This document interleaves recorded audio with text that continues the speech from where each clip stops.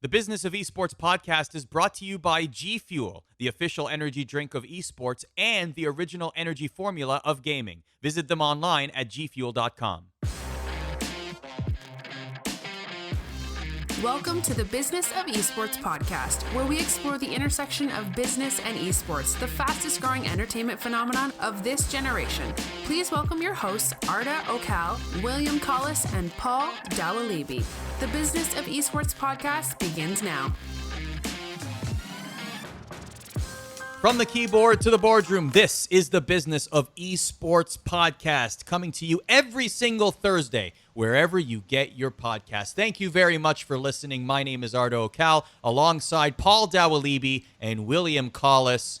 And thank you for rating, reviewing, and subscribing to the podcast. When you leave a 5-star rating and a favorable review, it helps others find the podcast, whether they like business, whether they like esports, or the intersection, the topics that we talk about on this program. We got a lot to get to, so let's dive right into it. The first thing, the most important thing that we're going to talk about, of course, will be the Kit Harington VR skit on SNL. Paul, you watched the VR segment on SNL. It was hilarious, right?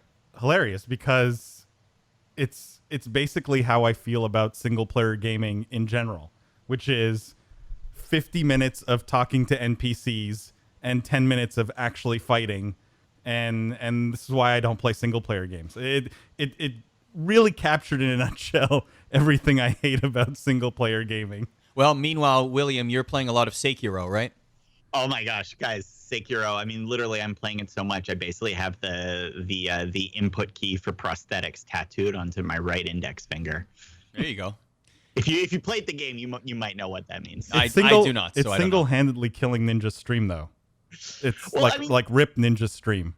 This is a really interesting thing to talk about. Is like it goes to show you, because, by the way, this style of game, because this is Sekiro is a Soulsborne game from Software, so it's a very difficult single-player experience. It's really interesting to me, actually, because difficult single-player games and sort of the challenge running around them actually has a reasonably loyal and aggressive Twitch following, as exemplified by things like we've talked on this podcast in the past about AGDQ, Awesome Games Done Quick, SGDQ, Summer Games Done Quick, all of those sorts of challenge game tournaments. And I had kind of assumed that speed running and challenge gaming in general, like playing difficult single-player games well, was something that was going to get its turn in the spotlight. It was going to have the potential to grow, if not to esports levels, at least significantly larger than it was. And it's interesting that now you have somebody of Ninja's stature highlighting difficult single-player games and the skill required to complete them and pulling in no audience whatsoever. And to me, this kind of is now putting a giant question mark about how extensible is this esports phenomenon into single-player games. Which, is sort of a side topic or a footnote to our podcast. But I do think it's really interesting because, ultimately Mario, Crash Bandicoot, Sonic, all of our classic childhood games, as well as their, new sequels, they want to get into the streaming phenomenon. And it's interesting to me that even a marquee streamer like Ninja with his user base can't make a modern game work to the level that, say, an Apex Legends can for him. I mean, his Fortnite streams were pretty resident sleeper to begin with. Watching him fight the same boss like 12 times over is just not interesting at all. As a viewer, not interesting at all. Maybe he's having fun playing the game, but I can see why his numbers are way, way down. But I would also argue that if he were to become an exclusive Sekiro streamer or a first-person game streamer, eventually he would build an audience. He's that charismatic of a person, and people like him. I also will argue that the Fortnite audience that he has created and his fan base probably doesn't enjoy watching Sekiro. That's true. So it's probably just a factor of, well, you're going into a game that you enjoy and you want to stream, but you're going very far away from the meat and potatoes of your fan base. But if you know what your fan base wants and likes, look at the stage he's at and the scale he's at, why not just deliver what he knows they want? Economically, do you think he cares? How No, much does look, that factor in for a guy like Ninja that has made the money he's made? He's probably set for life, maybe a couple generations down on his family tree. What is it just for fun at this point? Or are you thinking, well, I already have stuff in the future that I'm looking forward to, so I can afford to take this time to play this game and have some fun? I'm sure that's part of his thinking. He's made enough money that he probably never has to work, quote unquote, ever again. Right? He probably doesn't have to stream ever again. He could probably just rest on the money he's made so far, and he'd be okay for most of his life, if not all of his life. The reality is, though, when you make lots of money, the one thing typically you want is more money. And so, I don't think he's just going to rest on his laurels and become a Sekiro streamer full time. Yeah. I think he goes to bed at night and probably isn't too happy with the numbers on his stream. I wouldn't be surprised if he's not terribly happy about it. Yeah, but it is. I mean, there's another kind of interesting insight buried here, which is, look, we forget, so many gamers get into streaming because it looks fun, right? They love to play games. How hard can it be to stream myself playing games and talk to some chat guys for a little bit, right? And even, from a business perspective, we have this belief that all of these streamers, at the end of the day, they're doing it, they're projecting their real personalities, and they're doing it because, they happen to be lucky, they make a ton of money, but they love the games. It goes to show you, being a top tier streamer is real work. I mean, the fundamental reason why Ninja isn't playing Apex Legends is because he's bored of it. He'd rather play another game, right? He's fed up and he would rather play another game so much that he's willing to, do potential damage to his audience, right? And that should kind of show you something, which is, well, it looks like all joy and fireworks when you tune into somebody like Stroud's stream, right? The reality is, Shroud, for a lot of these guys, I'm sorry, yes, Shroud. I always want to call him Stroud, but that's another story. When you tune into this guy's stream, right, like you're actually seeing people with a full-time job working hard, and they might be projecting energy and joy, and probably a part of them does still really love it, but fundamentally, top-tier streaming and any sort of content production for esports today has become a true grind. Yeah. And, I think one of the interesting things we're going to be talking about probably towards the end of this year is burnout. I really, really think there's going to be some major stories of top-tier streamers burning out. And that would be sort of my, tea leaf read. We're going to hear about, Ninja retires, right? And maybe this is sort of the first little pre-tremors before that earthquake. Well, whatever it is, you can also call it a fortnight vacation, I suppose. Maybe he just enjoys the game, wants to stream it a little bit, and then he'll go back to his meat and potatoes a little bit later on. Let's get to the other topics we have here. By the way, you can also follow us on social media at Biz Esports on Twitter and Instagram. All of Paul's spicy hot takes, we got 2 of them coming up throughout the week. What are the days we've landed on, Paul, for the social hot takes? We do Spicy Saturdays. Okay. Great branding. Spicy Saturdays. Spicy Saturday, yeah. Yeah. And probably Tuesdays the other day we're going to put out a hot take. What would the Tuesday version be branded as? I don't know. Taco Tuesday? Taco Tuesday. No, yeah. Definitely not. We'll work on that later. Here's my suggestion for William Wednesday, dear listeners, is continuously shot down. It's just 2 minutes of unadulterated William, and nobody lets that go. And we just sit here and just listen. William Wednesdays, baby. All right, let's get to our first article. This is from .esports. Houston Outlaws add HEB as a latest sponsor. This is a little bit more close to home. The team announced that a new partnership with HEB, which is a food store chain based in Texas. HEB will have logos fashioned on the Houston Outlaws home and away jerseys. Here's a quote. This partnership marks Houston Outlaws' first partner branding integration on the sleeves of their uniform, according to the Outlaws announcement. These new jerseys will debut in time for the Houston Outlaws match on April 13th. Besides the new logo on the jerseys, the partnership will provide additional benefits for the team. So the interesting thing here, Paul, you have definitely talked about the need for localization, particularly with live events. But here's an interesting twist where a local sponsor has now come into the fray. It seems perhaps like this is a sign of things to come in terms of localization and esports. This is one of the huge benefits of Overwatch League's city-based franchises. That to me is the headline, right?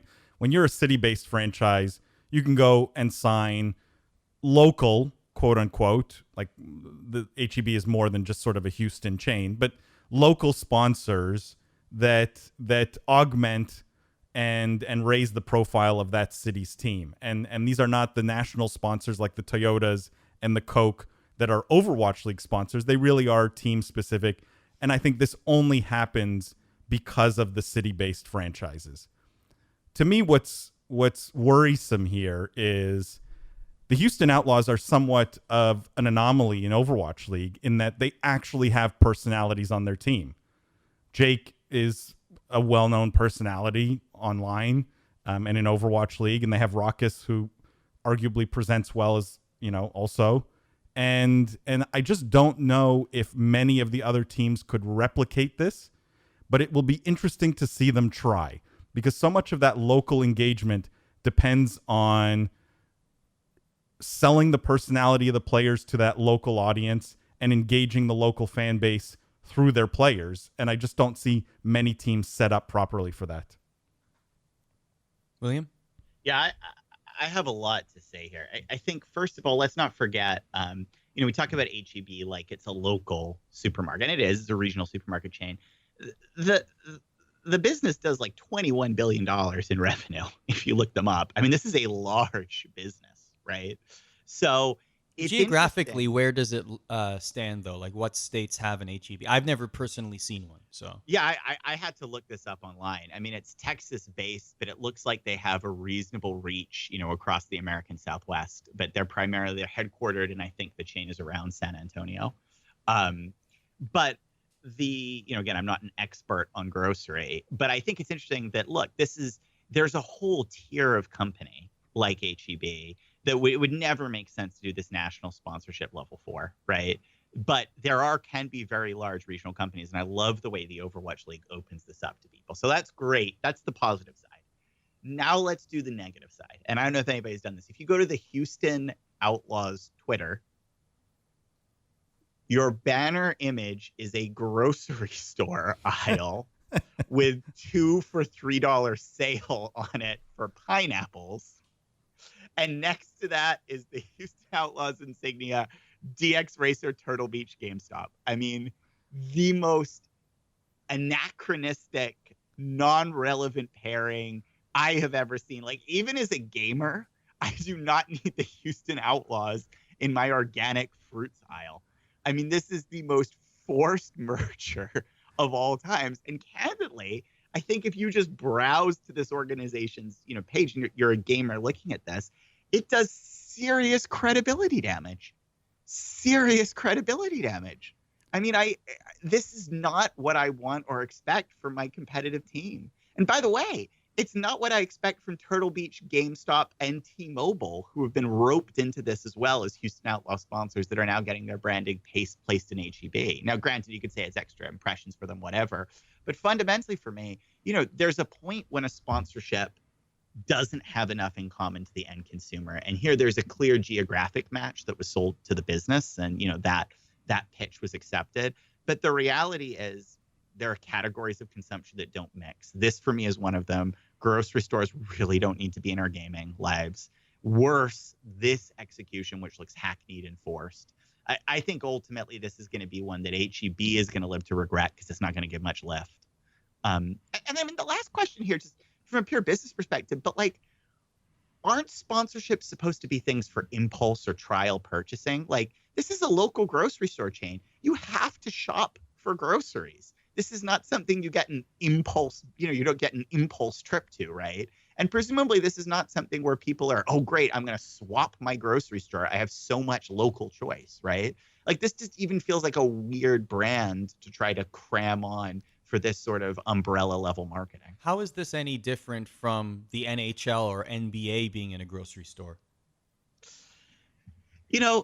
That's a really good question. Right. That's a really good question. And I think maybe I'm showing my, Luddite view on things. But fundamentally, the NFL, all of those sports organizations have proved their intergenerationality, right? Like, grandma and grandpa can see an NBA banner and know what that means. And it can have about as much meaning to them as it means to the 6-year-old or the 8-year-old who's accompanying mom on a grocery store trip, right? So grocery stores are a general audience. This speaks to those brands speak to the general audience. Gaming, as much as we know it's going to get there, is not there right now. But isn't this helping that? Isn't this sort of the first step of that happening? Like, the 8th time that we see it in a grocery store, isn't it going to become commonplace like the NBA is?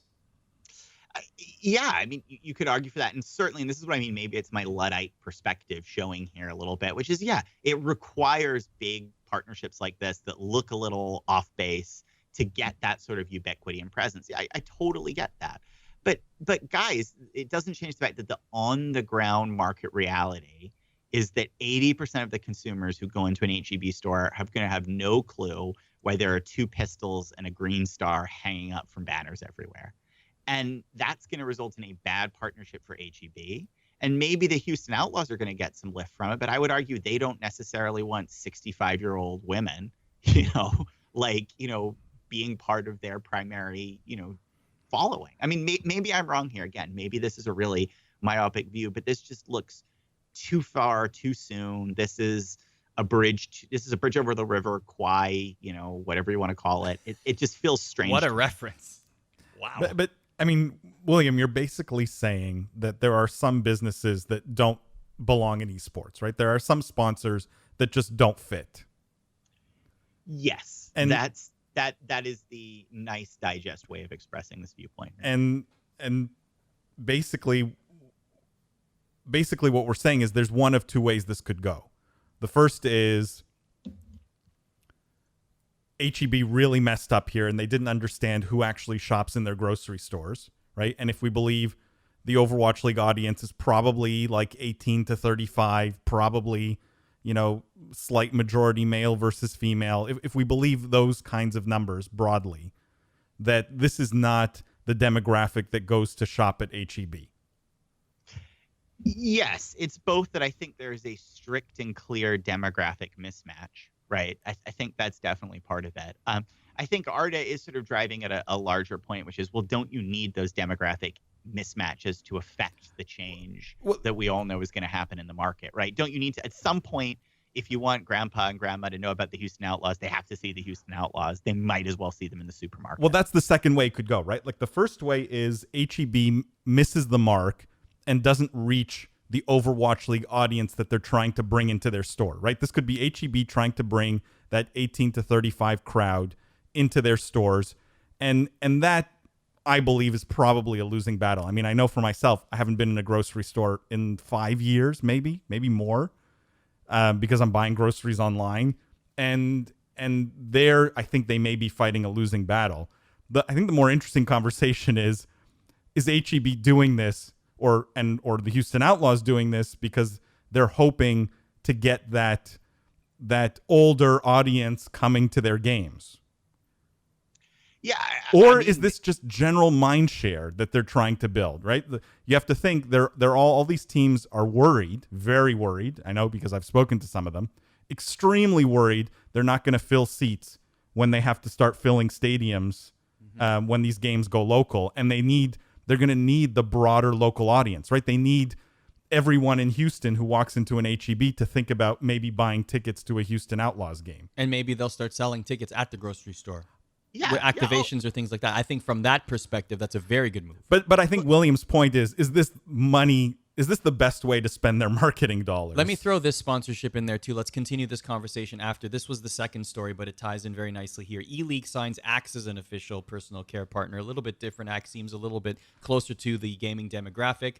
This is from the Esports Observer. Elique and men's grooming brand Axe have partnered for a sponsorship and multi-platform marketing deal, including custom branded content. Axe will sponsor Elique and Rocket League Game Zone at the Final Four Fan Fest in Minneapolis. That just happened. Turner Sports and Rocket League developer Psyonix recently announced an ad sales and sponsorships deal that includes TV coverage of the Rocket League Championship Series. So that one, to me, seems a little bit closer to home. Of course, there's always that prevalent sort of thought that, whenever you walk into a room full of gamers, it might not be the greatest hygiene. That's always the joke that's out there. So this one seems a little bit closer to home. But still, it's just an interesting dichotomy of sponsorships here. I just think it's interesting that we got the grocery store before we got the fragrance brand. Like, to me, to me, all the fragrance brands should be playing in esports. That's the more shocking part, that, Axe is one of the first ones we're really talking about here, because there is such a natural fit, and grocery may be required a bit more of a stretch to believe that there's value here for HEB. But Axe, to me, is so... I mean, this is practically endemic. Like if we have to categorize, right? This is not that much different than a headset or a mouse, in the sense that this is the core audience for Axe, right? It couldn't be any more targeted for them. These are, they're I won't say there's an issue of like smell, because that's too big of a generalization, but if That's we believe definitely one of the stereotypes. if we believe that the audience is predominantly male, the reason males buy fragrance is very clear. And so, there's a good fit here. There's a really good fit here. This makes total sense. This is a no-brainer.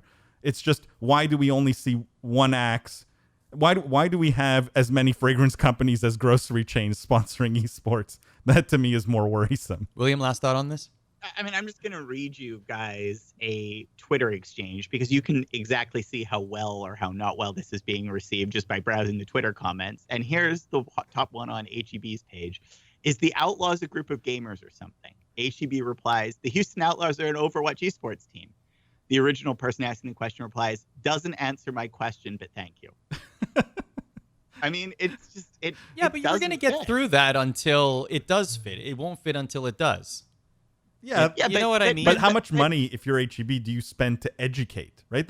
That's the bigger question. You're not going to get immediate uplift, I don't think. You're spending a lot of money. Adopters. They're early adopters. HEB, definitely early adopter in this situation. If they had done this in 3 years or 5 years, maybe they would have been in the stage where it would have seemed not out of place, but it does now, because essentially they're the first. But I bet you that we're going to see more of this. I bet you other teams are looking at this saying, we want to do something like Look, this. if you told me Amazon Fresh was sponsoring the Houston Outlaws, to me, that's a slam dunk, right? You want to be gaming all night. You want someone delivering your groceries to your house. That's way more obvious. So it's not that I hate the grocery category for esports. It's just, is the local grocery chain the right fit? Let me ask this before we move on, because this just popped in my head when you said Amazon Fresh. That to me would seem like more of an Overwatch League overall sponsorship. Now, I don't know the details of what brands and companies are off limits for specific teams, but it seems to me like if I'm the Toronto team, the New York team, the Houston team, the local options might be my best bet to get local sponsorships, simply because the HEB might not necessarily get an Overwatch League-wide sponsorship because of their local nature.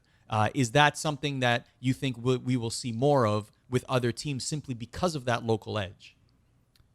Yeah, and it's interesting. Like T-Mobile is an NYXL sponsor, yes, but that could easily be a national level sponsorship, and I think they do something at the sort of Overwatch League level. I don't know how Overwatch League is managing that sort of team sponsorship versus league sponsorship. William, do you have any insight there? Like, do you know how they're differentiating, or how they're dealing with sponsorship opportunities at the team level versus the league level? I would have to guess, like any brand that's national, Overwatch League has the first right to sign them. If I'm NYXL and I have this T-Mobile thing on the table, do I have to report to Overwatch League and say, hey, I know this is a national brand, so here's what we have in the works. Can you approve this for us, or are you going to usurp it and take it for yourself? I don't think it works that way. Like, I'm not an expert on this many things, but I think it's about where and how you're able to advertise the partner. So if you're like a PC company, you can do a deal, even though that could be a potential league level partner, right? Because PCs are used everywhere. You can do a deal just with the team or with the league, and the team is allowed to market you and promote you in the local market and to their demographics and on their games and their activities, whereas the league is allowed to promote you in all markets and across all games and activities. I think that's how they draw the distinction. Well, we'll move on, because we're not necessarily versed in the nitty-gritty of that arrangement. But if you would like to hear more on that, we will endeavor to do that so that we can get you some good opinions. Let us know at Biz Esports. And if there's something you haven't heard on this podcast that you would like the boys to discuss, yell at us on social media. Some more people have been lately, which is great. It's nice. We love the interactions. We have some topics good or bad. coming up that we're do. going to cover that people have asked us for. So. We appreciate that very much when you do that, so we will get to those topics very soon. Let's talk about Drake. He's already invested in esports with 100 Thieves. Now, according to TechCrunch, he invests in the esports betting startup Players Lounge. Drake's latest collaboration he's joined a bevy of Silicon Valley investors. let's see here. The startup has just announced that it closed $3 million in funding. It is called the Players Lounge, an esports startup looking to pit gamers against each other in their favorite titles with some friendly wagers on the line. The company's been around for 5 years. It got its start as an esports startup looking to organize real-life matches at bars in New York City to play FIFA. Obviously not the most scalable business, but last year after joining Y Combinator, the company really dove into a new model that looked to create an online hub for gamers to battle each other in titles of their choosing with money on the line. Certainly not the only company like this. We have seen others. Gamer Saloon comes to mind, World Gaming as well. So this model does exist out there. But for Drake to invest, we've seen him invest in esports. We've seen big money come into esports. But this sector specifically, the idea of money wagers, right? Skill-based games, sort of like the poker of esports in a way. What do you make of Drake saying, yes, I want to put some money down here. I see this as a good investment, Paul? Nothing. I don't make anything of it. Like, this headline bothers me to no end. And I've talked about rappers getting into esports on previous podcasts and how I feel about that. And for the most part, including for Drake, they all invested in teams. And my feeling has always been that the team investment without anything else didn't make a whole lot of sense. But here we have him investing in betting, and we haven't covered a lot of esports betting on the podcast, partially, and I'll speak for myself, because there's so much shady behavior and shady things around any gambling or betting businesses, esports or otherwise. But what bothers me about this headline, and I'll try and answer your question directly here, is why is Drake the headline? Like, why is this him investing in this company the signal that this is interesting? Like, if you look at the list of investors, and I know a lot of these people, we're talking like Strauss Zelnick and Comcast Ventures and RRE Ventures and Canaan Ventures. Like, these are titans of the venture capital world. That should be the headline, right? Like, if I'm looking at this from the outside going, hey, is this an interesting bet? I don't care that Drake invested. Drake knows nothing about this space. You're in that world, though, so Drake is the appealing name for the casual audience, right? Yeah, but you asked me, does this make me excited about... Yeah, you personally, right? But anyone, I think, looking at this from a business and investment standpoint, it gives me way more confidence to have seasoned VCs in this deal who have made tons of money investing in tech companies over decades than Drake, who... Great. He makes great music. But what does he know about investing in esports? Zero. He's surrounding himself with good people. Absolutely. Very smart on him money. to invest alongside. But why is he the headline? The interesting because headline. People know him more than Strauss Zelnick. Okay, but the interesting headline here is that Comcast Ventures and Canaan Ventures and RRE Ventures are investing in this company. That's the bigger headline. Okay. Way bigger headline. William? Yeah, I hate to say it, Paul, but I take Arda's side in this one. I think if you said Canaan Ventures to pretty much anybody outside of a finance or startup community, they'd be like, who? But if you said Drake, literally everybody understands Drake. And to Arda's point, Drake's not making a decision in a vacuum. He'll have smart people helping him and advising him. And he himself may very well be smart. I mean, guys, like, he seems like he has a lot of credibility as a gamer to me. You know what I mean? He might know a thing or two about what. Did you see him play Fortnite? Business. Yeah. Not everybody's gonna It doesn't matter how good he was at the Overwatch. game. It doesn't matter how good he was at the game. It was still the biggest moment in esports / gaming history. True.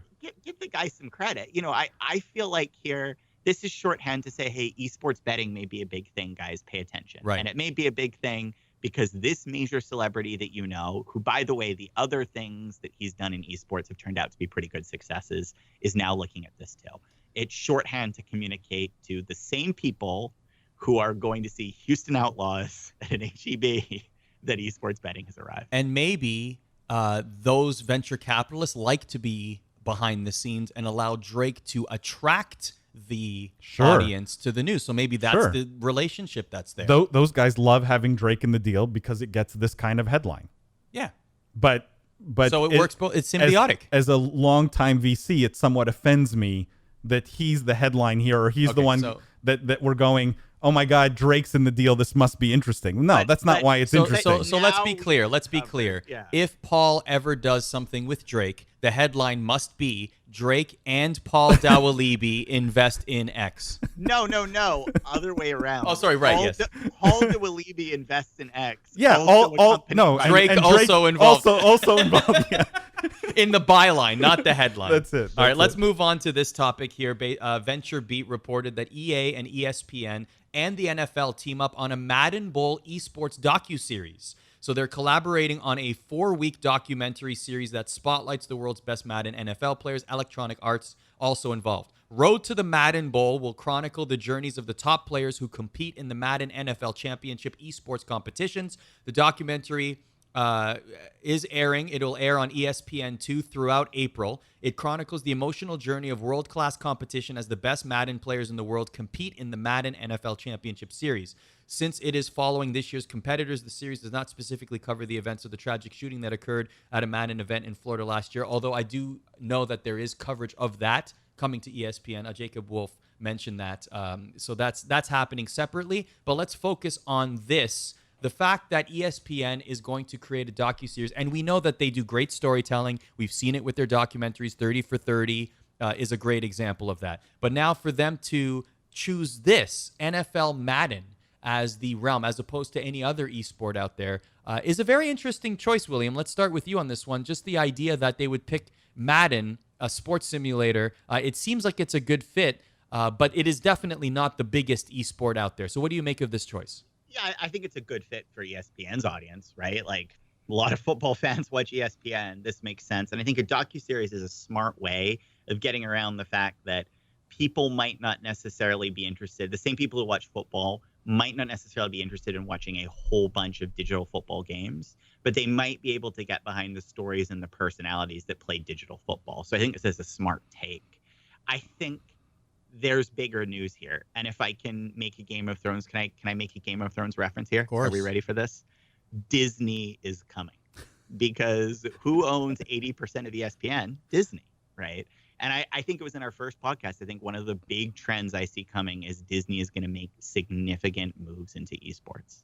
It's too big of a space. It's too close to their core demographics. I think ultimately we're going to see those guys. It's too much of a content business and they're a content company. And this is just another one of those little pre-tendrils of Disney feeling out the space. And in this case, it's their traditional sports arm, ESPN, blah, blah, blah. But I am telling you guys, I don't think it's 2019. I think it's probably 2020, but that will be the year of the mouse in esports. And brace yourself, Mouseketeers, to put on your 2 little black ears every time you watch a Twitch streamer, because they'll be doing it too. I would love to have been in the room when ESPN made this decision specifically, because I don't think there's that much overlap between their football watching audience and their Madden 2K audience. Like, I just don't think there's that much overlap. I think if you watch the Patriots, you're not that likely to be a huge esports fan. You probably are a little bit older, right? We know that NFL audience is a little bit older. So is this ESPN trying to appeal to a younger audience? Is it ESPN hoping that they transition some of their football fans to their esports efforts? That's sort of the point I'm making, though, is like, if you're a football fan, I don't think you're going to sit through a season of digital football, right? That's too far afield for you. I don't think there is overlap. But you might be like, oh, I've heard my kids talking about this esports thing. I like football. Here is a way for me to watch digital football that's packaged more about personalities and individuals, which are relatable to me. But I could argue that misses the mark, William, right? Like, if you took ESPN's great storytelling and production and applied it to something like Counter-Strike, you could potentially have a much more dramatic docuseries. You could have something that has broader appeal to the esports audience. So that's a good point. That's a good point. So I guess the real question here is Madden a good choice? Because it seems like it would be a good choice based on what ESPN presents on their sports channel, but they do also have a whole esports initiative where maybe they would find more compelling stories in Counter-Strike or League of Legends or Overwatch. I think they would. What worries me, I'm worried, is that I hope they didn't make this decision based on, hey, well, we have guys in the room who know football, so doing this docuseries on a football game makes sense because it's easy. We have football talent in the room, right? I hope that's not the reasoning. I'd be willing to bet you that was a significant piece of how the decision was made, actually. But I'm just not as negative on this as you. I think, look, like, and this maybe this goes back to my strong negative reaction to the grocery store plus Houston Outlaws is like, you can go whole hog or you can change by degrees. And to me, ESPN starting to do docuseries on gamers who play digital football, that's by degrees. 2 for $3 pineapple special with my favorite Overwatch team, that's boiling the whole lobster at once by dropping them in the pot. Come on. Depends if they put Jake's face on the pineapple.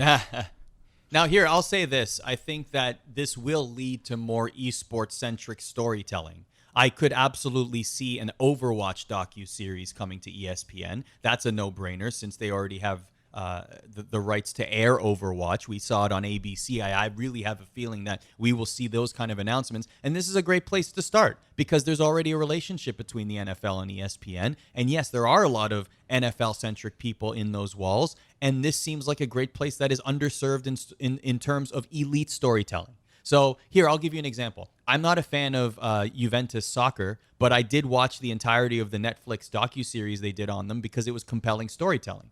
I wouldn't have watched an entire Juventus season, is what I was getting at. Yep. But I will watch this Madden docuseries because I think it's going to be interesting because ESPN is good at storytelling. So, and I think that a lot more esports people will do so as well. It also comes down to, Paul, I think you should be sympathetic for this because your whole thing is you're saying there should be more personality in esports. And I agree. I think one of the fundamental problems in esports today is it's too much about the games and the competition and too little about the crazy, interesting people who play it. And, you know, in that sense, the docuseries approach, I think, is notable as well, right? Oh, I agree. Like, have you seen The Score? They have a similar series. Like, I've watched every single one they've put out. They're very good. They're really good because they really focus on the personalities. And you're right. I've said 1,000 times, I think that's really lacking, or at least a focus on it is lacking. And so it'll be interesting to see if ESPN really goes that route. And I have a funny feeling they will. And look, I think this will be a success. I'm just wondering if this was, you know, again, is this optimal for them? Yeah. I don't know. And CSGO may have been bigger. It had the potential to be bigger, but I would argue it also had the potential to be worse. Yep. And here at the end of the day, no one is going to get fired for trying to put esports football on ESPN, I think, right? And that's what it comes down to. These larger entities, these more traditional entities, they're like, you know, what's the quote? Like, you know, being in charge of them is like steering a battleship. They turn by degrees. This is the start of the degree turn.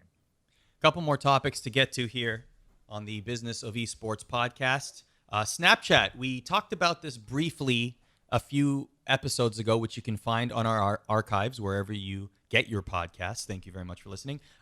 This is the official announcement now. Snapchat users will soon be able to play games with their friends on their favorite app, Snapchat. And this article, by the way, I should mention, is from the Android Soul. The company announced that they plan to release a slew of games for Snapchat, and one of them is called Bitmoji Party, is believed to be inspired by Mario Party from Nintendo. So basically what this is called Snap Games. And you'll be able to play in the app, very similar to what Facebook is doing in a way with Facebook Gaming, but it is through the Snapchat app. These games will be launched via the Rocket button in the app's chat feature. In a tweet posted by the company, you can see the way Bitmoji Party is supposed to work. You'll have to create 3D avatars of yourself that can play a series of mini games with up to 8 friends.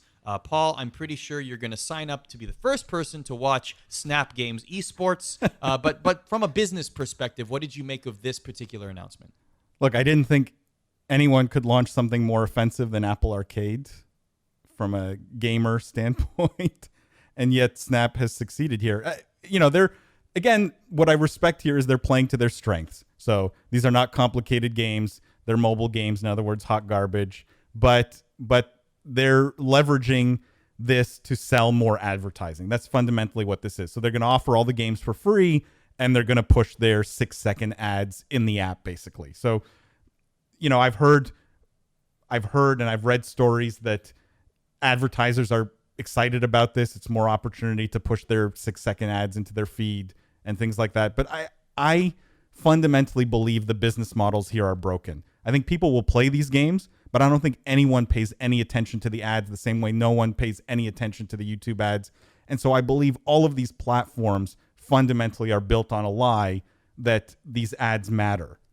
And so if you ask me what this means from a business standpoint, look, it's more competition in the gaming space. It's more conversation around gaming.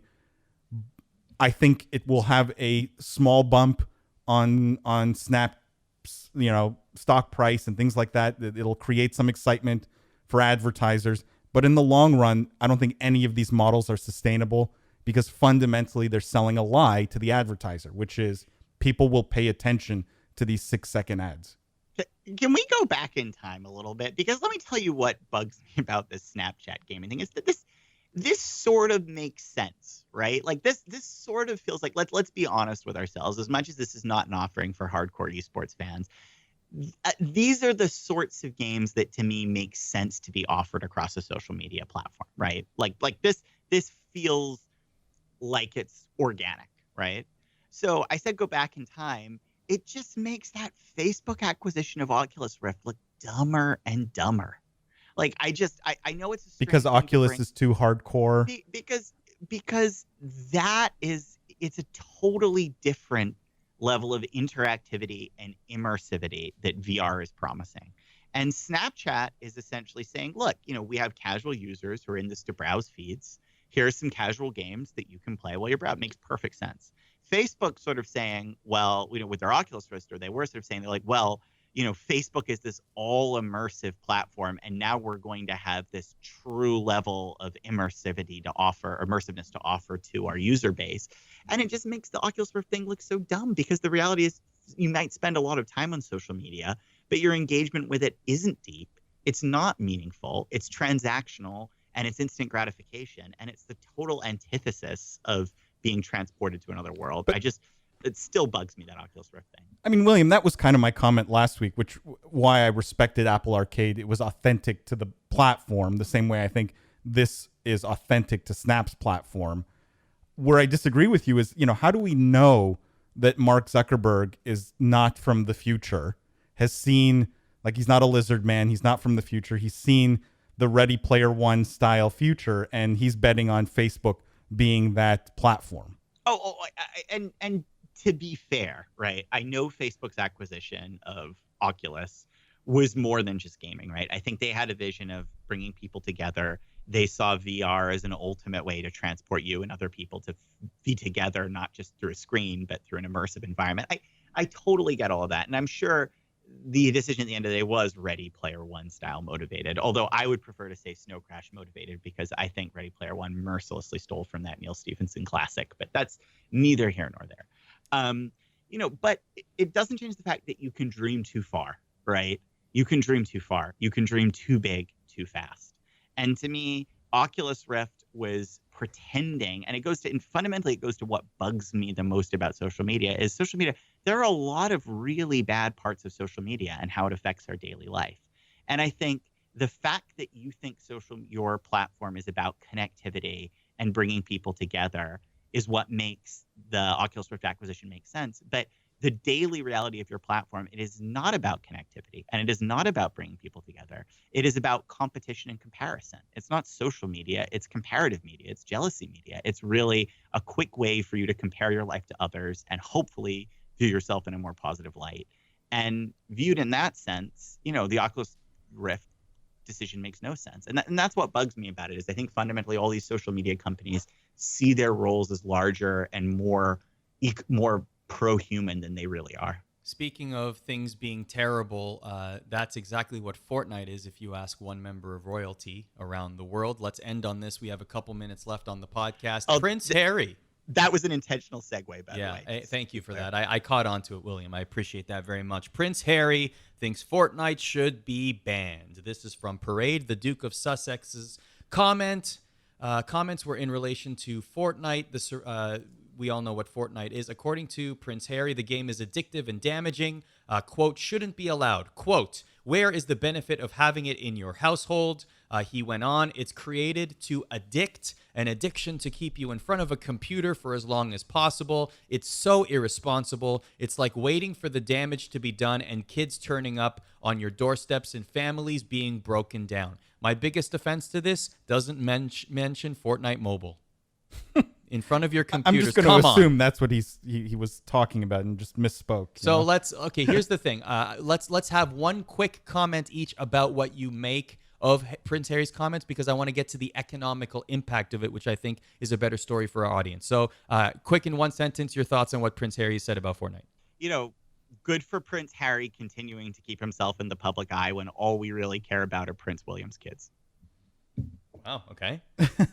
I don't know. I'm trying to give a hot take here. I mean, there's not a lot. There's not a lot to say. I mean, it's a valid opinion. Fortnite is. As his PR person, I would be upset, right? Because the one struggle the monarchy has is staying relevant, and this makes him look awfully, awfully out of touch. And if they're trying to hang on to their older sort of audience, right? If we treat the monarchy as a business here, because it's basically a government-funded tourism company.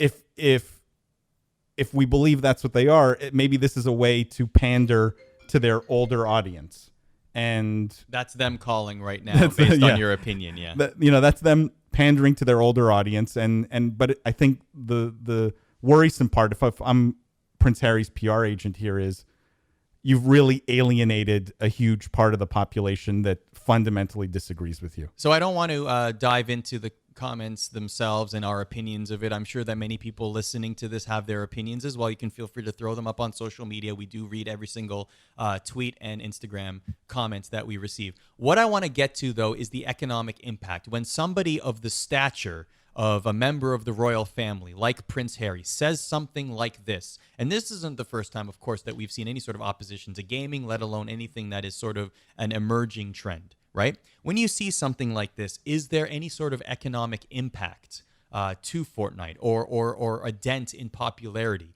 Or is this a situation of all press is good press, and this will benefit Fortnite because somebody at the stature of Prince Harry and the popularity and the brand awareness of Prince Harry has mentioned Fortnite, Paul? I definitely think, why can't it be both, right? Like, I definitely don't think it has an impact on Fortnite or Epic from a financial perspective. Zero. No one's going to stop playing Fortnite because Prince Harry says so. Will there be some parents, some very small number of parents who listen to this and go, well, geez, maybe my kid is playing too much Fortnite? Maybe. But if we're talking economic impact of any significance, I don't think it has any. I do think, though, that just Fortnite, again, being in the mainstream news does have benefit to Epic and the company, right? This is mind share, and it reaches an audience that may not have heard about Fortnite before, right? There may be followers of Prince Harry who are older and had never heard of Fortnite, and this is their introduction to it. So in that sense, maybe it's good. Not that, again, those people will probably pick up the game and play it, but I think it has zero economic impact. I think Prince Harry has zero ability to move any market or any industry or any product, never mind Fortnite. William, let me ask you this. Prince Harry makes these comments public now. Could you possibly see, and this is a very far-fetched idea, I'm just putting it out there as a possibility, could you see then certain countries, maybe even the United Kingdom, say, you know what, maybe we should put some sort of restrictions in place? It seems odd to say, but if someone like Prince Harry is making these comments, could that have a trickle-down effect such that we do see some sort of sanctions being put on video games? Oh, yes, Arda. Given the current political climate in the UK, I think we're heading to Fortnite-sit, where literally the entire nation of the United Kingdom quits Fortnite because they want to have control over. Seriously, I'm obviously being facetious, but no, it's not going to happen. It's just, but Paul's right. This is a fun story to talk about because we like it when two different things we know come together. And in this case, we like the monarchy and we like video games, and here they are together. Oh, isn't it fun to see those two interact and live in the same world? But that's about the extent of this. If anything, it's going to make kids play more Fortnite because what do you do when your parents tell you to not do something? You do more of it. And in this case, I think Prince Harry is looking more and more like the out-of-touch parent and less like the cool military, heartthrob that he used to be, if he ever was a military heartthrob. I really don't know much about the British monarchy. I just seem to remember reading some stories that he was popular. Let us know on Twitter, on social media, what you think of this particular story, whether it's going to affect your Fortnite gameplay, whether you think that something will happen as a result of this regarding Fortnite and Epic Games, or just your general thoughts on these particular comments. That'll do it for us here on the Business of Esports podcast. You can find all of our other podcasts in our archives, wherever you find podcasts. Leave a 5-star rating and a favorable review. It helps others find the podcast. We appreciate that very much. Makes us feel good when you tell us what you think of the podcast as well. Follow us on Twitter at Biz Esports, also at Biz Esports on Instagram. Paul has hot takes twice a week. We share social clips from the podcast as well. And hopefully you will join us next week. For Paul Dawalibi and William Collis, my name is Art O'Cal. We will catch you next time. Thanks for listening to the Business of Esports podcast. Check us out at thebusinessofelsports.com and on Twitter at BizEsports.